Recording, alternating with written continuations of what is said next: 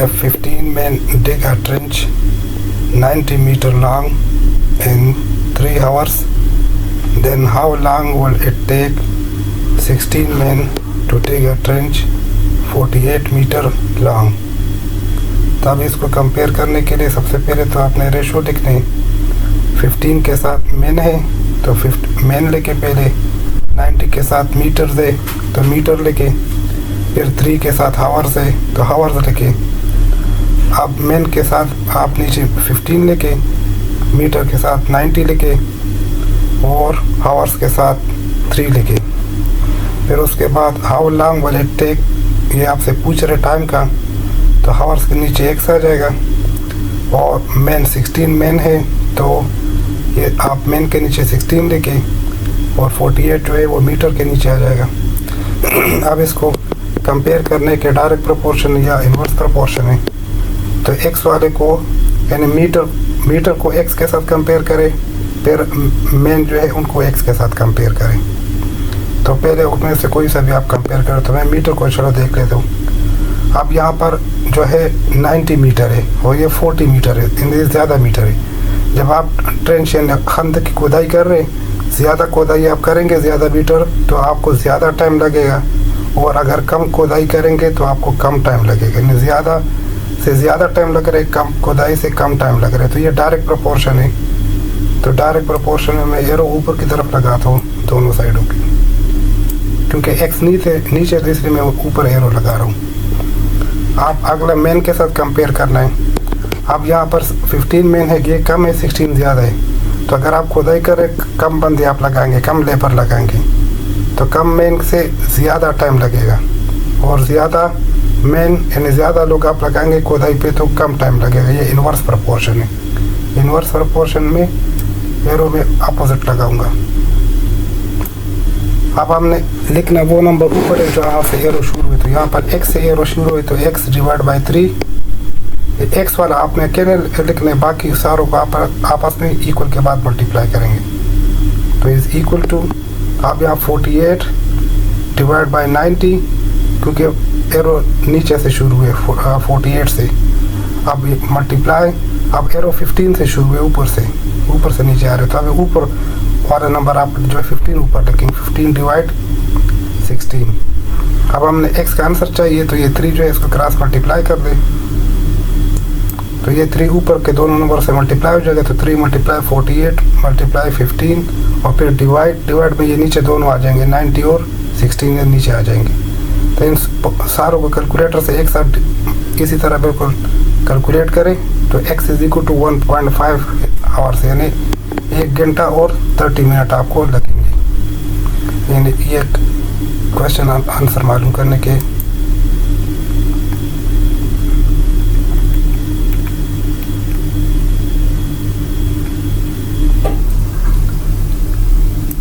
अब next 13 number में पूछ रहे if 6 pumps raise 108 liter of water in 12 minutes, how long will it 4 pumps take to raise 96 liter of water? तो अब यहाँ पर आपने 6 के साथ पंप से तो पंप लिखे जो नंबर्स के साथ नेम है वो हमने पहले वो नाम लिखने होते हैं तो pumps ratio litre ratio minutes क्योंकि यहाँ पर 108 के साथ लीटर है और 12 के साथ मिनट से तो ये लेके अब रेशो में वो नंबर साथ लेके तो यहाँ पर पंप के साथ 6 आ जाएंगे 108 के साथ लीटर आ जाएगा और मिनट्स के साथ 12 आ जाएंगे। फिर आगे पूछ रहे how long will it take तो फिर टाइम का पूछ रहे तो टाइम के साथ नीचे x आ जाएगा फिर 4 पंप से तो ये पंप्स के नीचे आ जाएगा 96 लीटर है तो ये लीटर के नीचे आ जाएगा। आप इसको कंपेयर करने डायरेक्ट और इन्वर्स प्रोपोर्शन में तो पंप्स को x के साथ कंपेयर करें फिर लीटर्स को x के साथ कंपेयर करें। तो पंप्स को मैं चलो पहले कंपेयर करता हूँ तो ये 6 पंप ज़्यादा है और 4 कम है। अगर आप जो है पानी निकाल रहे किसी कुएं से किसी जगह से पानी निकाल रहे ट्यूबवेल या जो भी है तो अगर आप ज़्यादा पंप लगाएंगे तो आपको कम टाइम लगेगा पानी पे पानी निकालने में, ठीक है। यानी आप कोई टैंकी, आप बड़ी सी टैंकी उसको फिल करने के लिए आप ज़्यादा पंप लगा दें, तो जब ज़्यादा पंप लगाएंगे तो कम टाइम लगेगा, और अगर कम पंप लगाएंगे तो ज़्यादा टाइम लगेगा। तो ये क्या होगा, ये इन्वर्स प्रोपोर्शन हो गया। तो इन्वर्स में एक एरो ऊपर आएगा, एक नीचे। फिर लीटर, ये ज़्यादा लीटर आप पानी निकाल रहे हैं तो ज़्यादा लीटर पानी निकालने के लिए ज़्यादा टाइम लगेगा, और कम लीटर पानी निकालने के लिए कम टाइम लगेगा। तो ये डायरेक्ट प्रोपोर्शन है, यानी ज़्यादा पे ज़्यादा और कम पे कम, तो वो क्या होता है, वो डायरेक्ट होता है। अब यहाँ पर x वाला जो है वो पहले लिखेंगे, तो x डिवाइड बाई 12 आ जाएगा, इज इक्वल टू 96 डिवाइड 108, फिर मल्टीप्लाई 6 डिवाइड 4, क्योंकि एरो जो ऊपर 6 से शुरू है, तो 6 डिवाइड 4। अब हमें x का आंसर चाहिए, तो 12 को क्रॉस मल्टीप्लाई कर दें, 12 ऊपर क्रॉस मल्टीप्लाई हो जाएगा दोनों के साथ। तो 12 मल्टीप्लाई 96 मल्टीप्लाई 6, और डिवाइड में नीचे दोनों आ जाएंगे, 104 और 108 और 4 नीचे आ जाएंगे दोनों। आप ये पूरा कैलकुलेटर से एक साथ कैलकुलेट करें तो x is equal to 16 minutes लगेंगे। क्वेश्चन नंबर 14 में क्या पूछ रहे, if 18 workers can dig a trench 90 meter deep in 3 hours, how much time is required for 21 workers to dig a trench 70 meter deep। आप 18 के साथ वर्कर है तो वर्कर पे लिखे, फिर 90 मीटर है तो मीटर लिखे, फिर 3 आवर्स है तो आवर्स लिखे। आप वर्कर के साथ 18 आ जाएगा, फिर मीटर के साथ 90 आ जाएगा, और हावर्स के साथ 3 आ जाएगा। फिर how much time is required, time का पूछ रहे तो ये हावर्स के साथ नीचे x आ जाएगा टाइम, और 21 वर्कर के साथ आ जाएगा, और 70 जो है वो मीटर में आ जाएगा। अब इसको कंपेयर करना है, डायरेक्ट प्रोपोर्शन या इन्वर्स प्रोपोर्शन है। तो कंपेयर करने के लिए वर्कर्स को पहले आप x के साथ कंपेयर करें, फिर मीटर को। तो अब यहाँ पर वर्कर 18 कम है और 21 ज़्यादा है। आप किसी जगह पे खुदाई कर रहे हैं या खंदक खोद रहे हैं, ट्रेंच जो है खंदक होते हैं, खंदक खोद रहे हैं, तो अगर आप कम वर्कर लगाएंगे तो ज़्यादा टाइम लगेगा, और अगर ज़्यादा वर्कर लगाएंगे तो कम टाइम लगेगा। तो ये क्या होगा, इन्वर्स प्रोपोर्शन हो गया। तो एक एरो ऊपर आएगा, एक नीचे। अब मीटर में देखें, अगर आप ज़्यादा लंबी खोदाई करेंगे, ज़्यादा मीटर है 90, ज़्यादा लंबी खोदाई करेंगे तो आपको ज़्यादा टाइम लगेगा, और अगर कम खोदाई करेंगे तो कम टाइम लगेगा। तो ये क्या है, ये डायरेक्ट प्रोपोर्शन है, ज़्यादा में ज़्यादा और कम में कम, तो ये डायरेक्ट होता है। आप इन्वर्स प्रोपोर्शन वो होता है कि एक ज़्यादा हो रहा हो और ज़्यादा और दूसरा कम हो रहा हो, तो ये इन्वर्स प्रोपोर्शन होता है। अब हमने x से शुरू करना है, तो जब x से शुरू करना है तो आपने क्या करना है, पहले आप x वाला x डिवाइड बाई 3 लिखे, और फिर इक्वल टू, फिर 70 डिवाइड 90, फिर मल्टीप्लाई 18 डिवाइड 21, क्योंकि एरो जो ऊपर 18 से शुरू हुई। अब हमें x का आंसर चाहिए, तो 3 जो है ऊपर क्रॉस मल्टीप्लाई हो जाएगा दोनों के साथ, तो 3 मल्टीप्लाई 70 मल्टीप्लाई 18 डिवाइड में दोनों नीचे आ जाएंगे 90 और 21। अब ये सारा कैलकुलेटर से एक साथ करें तो x is equal to 2 hours, आपको 2 घंटे लगेंगे। अगला क्वेश्चन 15 नंबर में, divide 27,000 among A, B and C such that A ratio B is equal to ratio 5 and B ratio C is equal to 10 ratio 4। अब इसको ये रेशो मालूम करने, इसको कहते हैं कंटिन्यू रेशो या कंटिन्यू प्रोपोर्शन। जब A रेशो B के ना फिर B रेशो C, यानी इस तरह के कुछ दिए हो क्वेश्चन, तो ये क्या होता है, कंटिन्यूस रेशो का क्वेश्चन है। तो हमने A B C तीनों लिखने, A ratio B ratio C लिखे, फिर यहाँ पर जो गिवन है A रेशो B, तो A के नीचे 2 लिखे और B के नीचे 5 लिखे, A के नीचे 2 B के नीचे 5, फिर आगे B आ रहा है, B रेशो C आ रहा है। तो देखिए B दोनों में कॉमन है, B इधर भी है, B इधर भी है।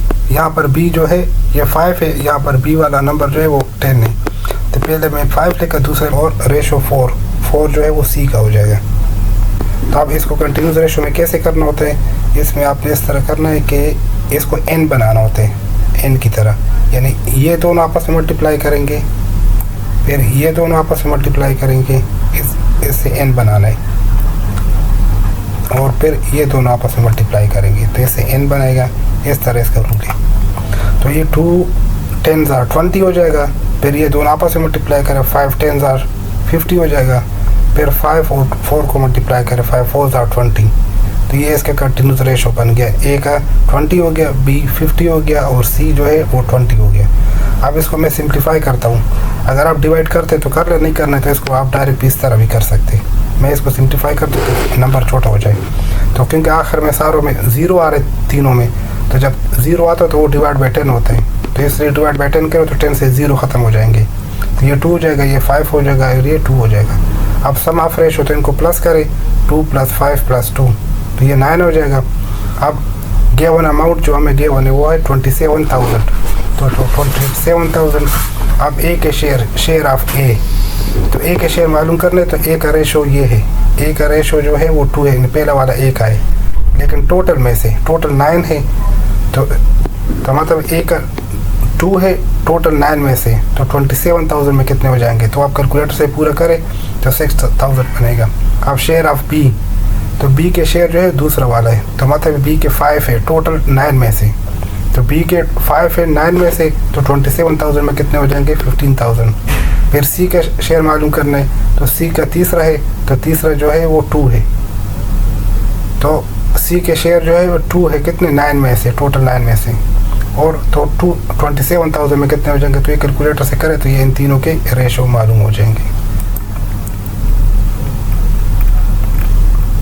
अब आप इसको चेक करना चाहते हैं, अगर चेक करना चाहते हैं तो ये आप तीनों आंसर 6,000 + 15,000 + 6,000 ये तीनों प्लस करें तो इज इक्वल टू 27,000 जो आपको अमाउंट गिवन है क्वेश्चन में, यानी ये हमने डिवाइड करना था ए बी सी में, तीनों में 27,000, तो वो इसका टोटल बनता है।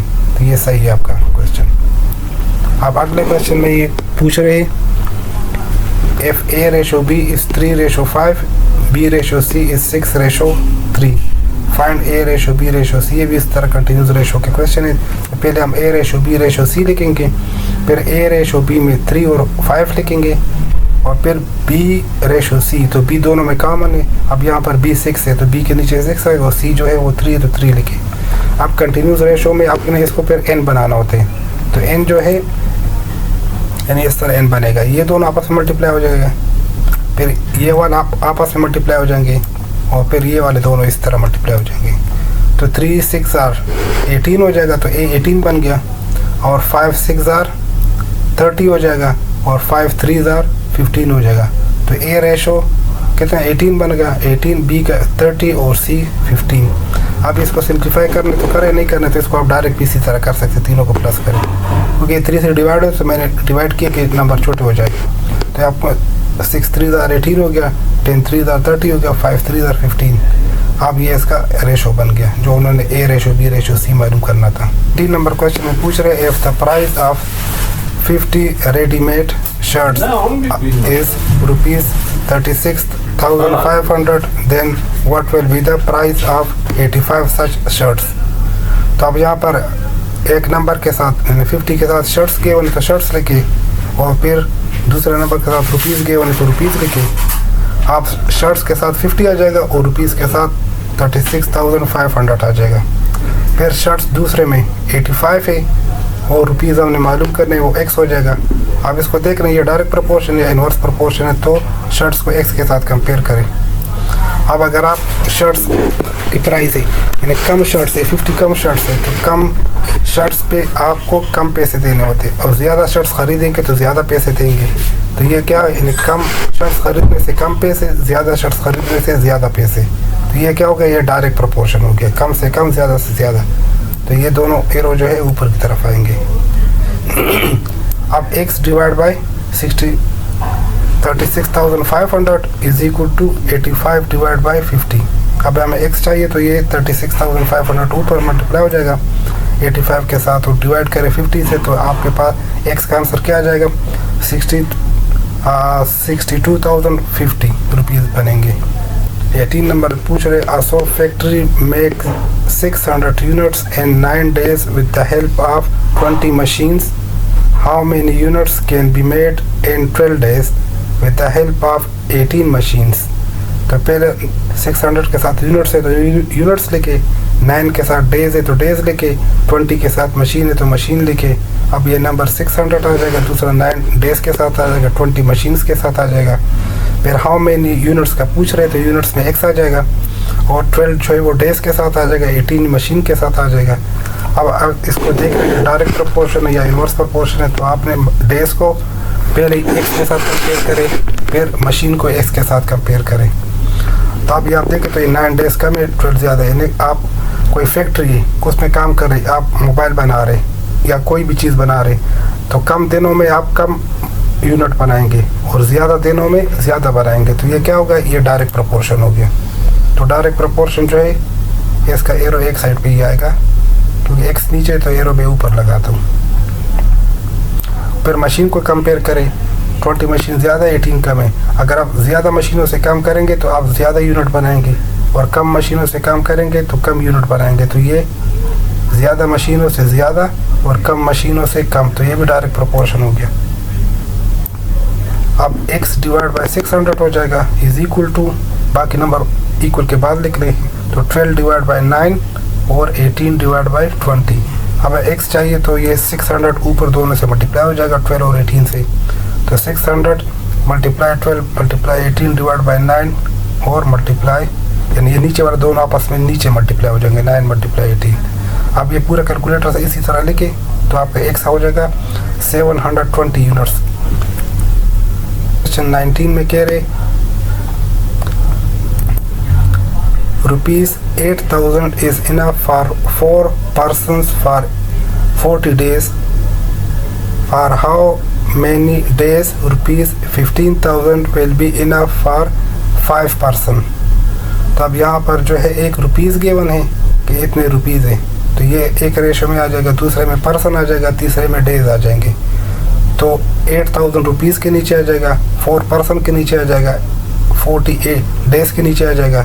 फिर आगे पूछ रहे हाउ मेनी डेज, तो डेज का पूछ रहे तो x के नीचे, डेज के नीचे x आ जाएगा, और फिर 15,000 रुपीज़ है तो ये रुपीज़ के नीचे आ जाएगा, और 5% है तो पर्सन के नीचे आएगा। अब इसमें कंपेयर करना है डायरेक्ट या इन्वर्स प्रोपोर्शन, इसको चेक करना है। तो पर्सन को x के साथ कंपेयर करें, फिर रुपीज़ को x के साथ कंपेयर करें। तो अभी पैसे आप देखते कि इनफ है क्या इनफ नहीं है, तो ये 8,000 कम है, ये 15,000 ज़्यादा है।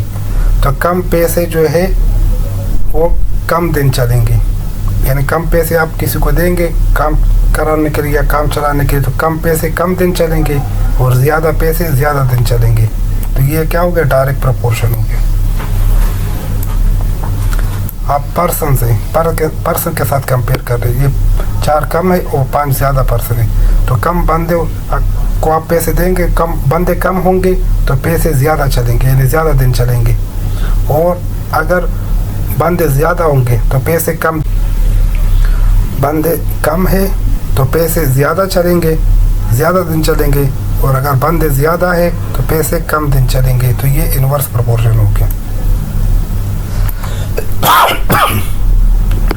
आप x वाला पहले देखना, x divide by 40 is equal to 4 divide by 5 हो जाएगा, क्योंकि x ऊपर से शुरू है, एरो ऊपर से शुरू है, और यहाँ नीचे से शुरू है तो नीचे वाला नंबर पहले लिखेंगे। 15,000 डिवाइड बाई 8,000। अब यहाँ में x का आंसर चाहिए तो 40 जो है उसको क्रॉस मल्टीप्लाई करेंगे ऊपर नंबरों के साथ, तो ये हो जाएगा 40 मल्टीप्लाई 4 मल्टीप्लाई 15,000 और डिवाइड में नीचे दोनों आपस में मल्टीप्लाई हो जाएंगे 5 और 8,000। आप ये पूरे कैलकुलेटर से इसी तरह लिखें तो आपका x is equal to 60 days के लिए पैसे इनफ होंगे। अभी 20 नंबर क्वेश्चन में पूछ रहे डिवाइड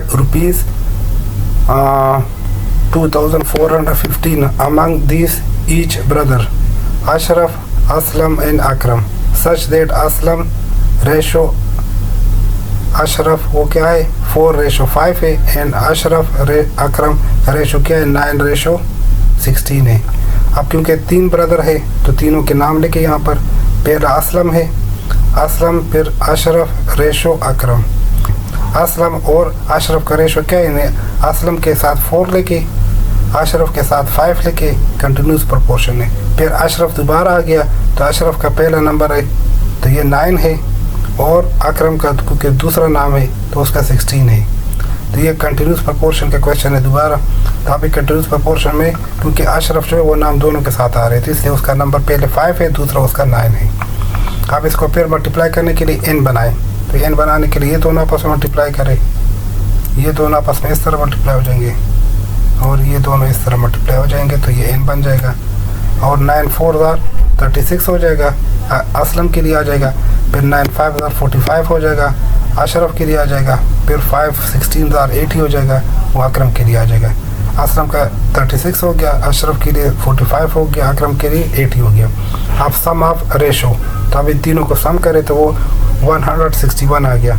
अब गेवन अमाउंट जो आपको गेवन है वो कितना है 2415। इसको डिवाइड करना है इस रेशो के हिसाब से इन तीनों में। अब शेयर ऑफ असलम, तो असलम को कितने में, असलम का यहाँ पर शेयर कितने 36 है, टोटल 161 में उसके 36 है। तो इस अमाउंट में जो गेवन है उसमें इसके कितने हो जाएंगे, तो वो हो जाएंगे 540। फिर शरीफ के शेयर ऑफ अशरफ के, तो अशरफ के जो है यहाँ पर आप देखें तो अशरफ का 45 है, कितने में से 161 में से। तो 2415 जो गेवन उसमें कितने हो जाएंगे, पूरा कैलकुलेटर से इसी तरह के, तो ये हो जाएगा 675। फिर अकरम के शेयर, तो अकरम के यहाँ इसमें कितने 80 है, टोटल कितने हैं 161। तो मल्टीप्लाई करें इस रेशो से जो गेवन है, तो आपका इनका कितना शेयर आ जाएगा 1200 आ जाएगा। अब इसको चेक करना है कि सही है गलत, ये तीनों प्लस करें। अब ये तीनों प्लस करें, अगर आंसर यही आया तो फिर ये सही होगा, ठीक है। तो ये मैंने इधर नहीं चेक किया हुआ है, ये तीनों को मैंने प्लस कर दिया और उसका टोटल वही बन रहा है, तो मतलब कैलकुलेशन हमारी सही। ये 21 number question, the weight of mangoes sold by 3 hawkers are in the ratio 3:4:5 है।